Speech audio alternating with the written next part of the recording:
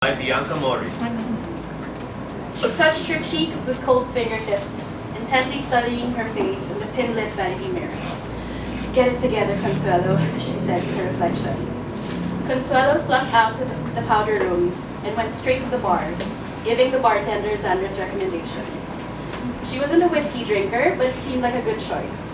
Something strong and dark, the definition of a stiff drink. She sipped and let the smoky, forceful taste of it fill her mouth and burn away her memories and nerves. The polished mahogany bar was solid and slick to the touch. She turned and leaned against it. Whiskey, eh? Said a deep voice to her side. I'll have the same job. She braced herself for the steady breath, turned and smiled. He said casually, not realizing the gut punch effect of the old pet name he had on Consuelo, who sipped whiskey to hide the wince on her face. Trust San Jose to know the bartender's name before the palace even opens. He pulled her hand delicately and leaned to sniff her tumbler. Fancy, I remember you being partial to boxed wine. Says the guy who introduced me to them. She rubbed the shiny lapel of his tuxedo. Now this is fancy. There was so much about him that was familiar. The sardonic smile, the way his upper lip quirked before he teased her, the intent way that he looked at her, that made her feel like she was being read, like an open book. Yet there was much that changed too. Up close, she noticed the subtlety of his obviously expensive haircut. There was discernible tension in the way he held his jaw, which contrasted with the suave, louche way he sat and played with his suit buttons and the studied elegance in the way he held his own drink. There was something wary and guarded in the brown eyes that were once so open and guileless. So fancy that no one will guess that I'm basically here to collect my payment. She laughed.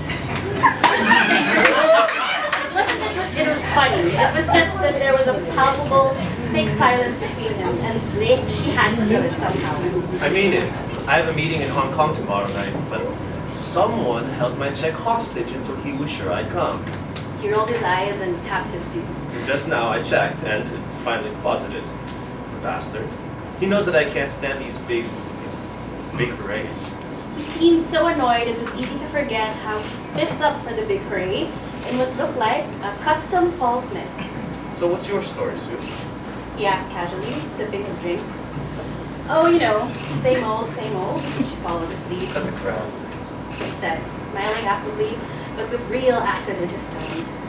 Suddenly, the playful banter turned dark. So this is the elusive Consuelo de Lorena, related fantastic. An attempt at a Richard Attenborough impression. New smells of money, society types abound. And prophets of big cheer. The explorer watches cautiously, where will it be?